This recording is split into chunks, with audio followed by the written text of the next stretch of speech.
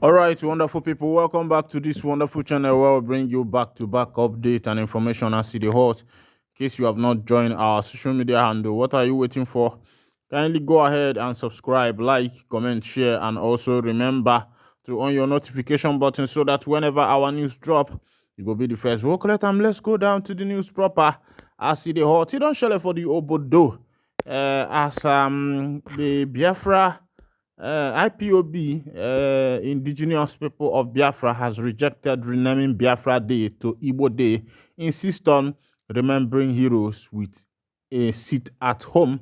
All right, remember that earlier this month, when the IPOB started talking about the seat at home for the commemoration and remembrance of Biafran foreign heroes during the 1967 to 1970 Nigeria Biafra civil war that took the life of at least 3 million people.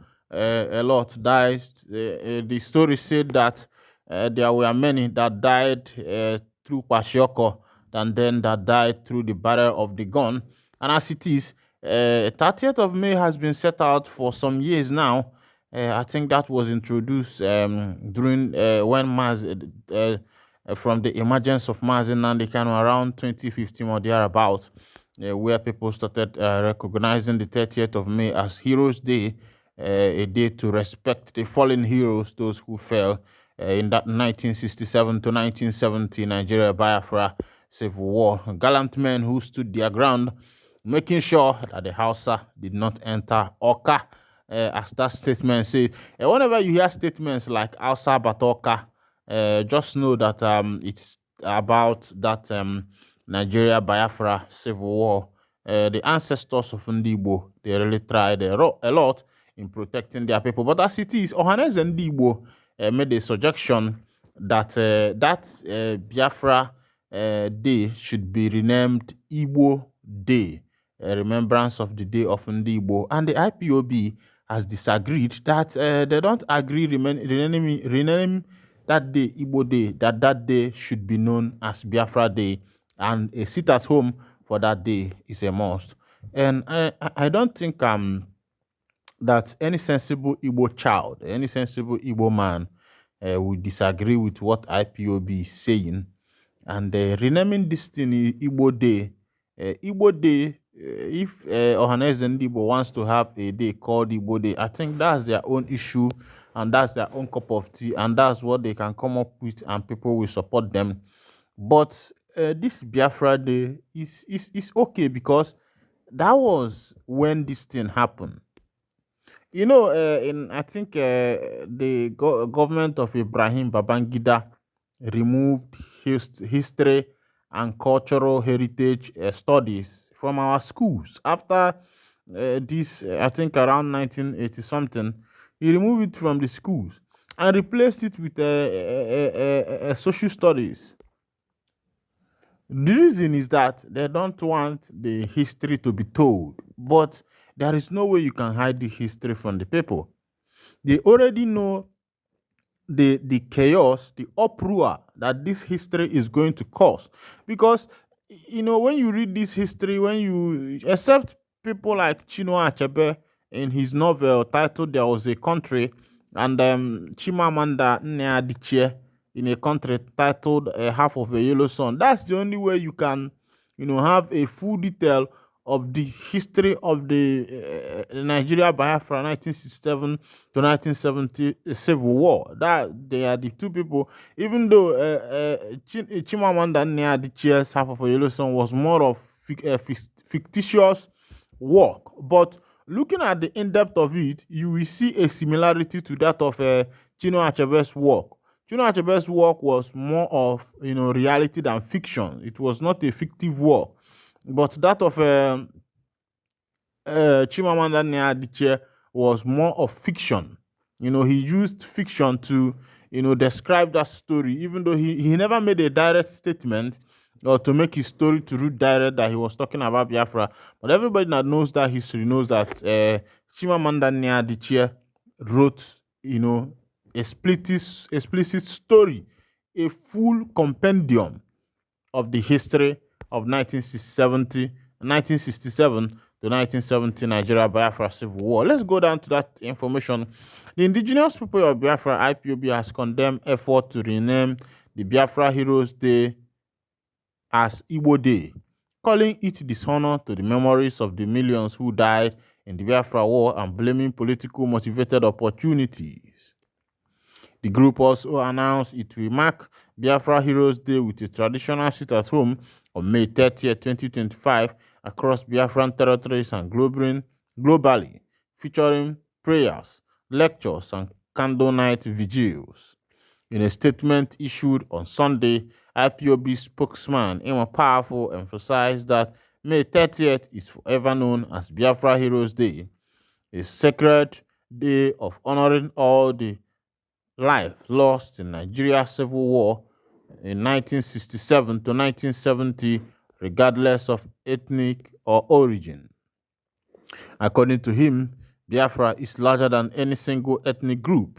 Matthias hailed from Anam, Ibibio, Efik, Oron, Ijo, Igbo, and other nationalists that stood shoulder to shoulder when the world turned its back on us, he said. IPOB condemned the proposed renaming of the renaming to Igbo Day, calling it a historical distortion and an insult to the diverse group who fought and died for Biafra. They described the attempt as lack of historical ignorance. Referencing ancient maps and the 1967 Declaration of Biafra, IPOB asserted that the name Biafra is non-negotiable and predates even the colonial creation of Nigeria. It is a sacred trust etched in the blood of over 3 million souls, IPOB said. No arm, chair, mouthpiece hiding behind the tattered cloak of Ohanese faction communiques possesses either the mandate or the moral status to tinker with it. The separatist group described Heroes Day as a solemn covenant of remembrance, likening it to Europe's annual VE Day commemoration. It warned those seeking to politicize or dilute its meaning to restrict themselves to the corridors of Nigerian politics where sycophancy is the currency of transaction. Issuing what it called a final warning, IPOB said it would not engage in further rebuttals with those trying to redefine the memorial. Those who subsist on government stipends would do well to redirect their energies to the praises singing that pays their rent and cease discrediting the blood-soaked legacy of our heroes, the group stated. The statement ended with a pointed declaration in the end: history remembers the steadfast, not the sycophants. All right, that's the statement coming from the Media and Public Secretary of the Indigenous People of Biafra, Mazi Ịma Powerful. Nna m ikwutechala ekwute maka na ndị be anyị si na okenye ada nọkwanụ n'ụlọ nya bụ ewu ejele ịmụ nwa nwanya n'ọgbụlị ya bụkwu bụlụ okwu ma bụlụ inu. There is no need of diluting the value of that particular day because there were a lot of people who lost their life, and many of them were not of Igbo descent, even though all of them are known as Igbo. But we know the language that is Igbo, like the Efik, the Igala, the Edos, the Deltans, and the rest of them who speak a different language, the Ejos, and the rest of them. So naming it more like Igbo Day, I think, is diluting the value. And all these things are, suggestions coming from politicians and the rest of them who have decided that, their tax masters must still rule over their head. Because what we have now is politicians who do not know their left from their right. They pay allegiance to their tax masters because they want to occupy one office or the other. And that is why you see it will be very, very hard for Africa in general to develop, apart from what is happening in Burkina Faso and other part of the African countries where the youth has decided to take the bull by the horn to do their business by themselves. Aside that, it might be a hard thing for the development of Africa because our leaders has decided to become as sycophants as any other thing, whereby once you put a little money in their pocket, they start dancing to the tune of Ogene of Ndiamomora.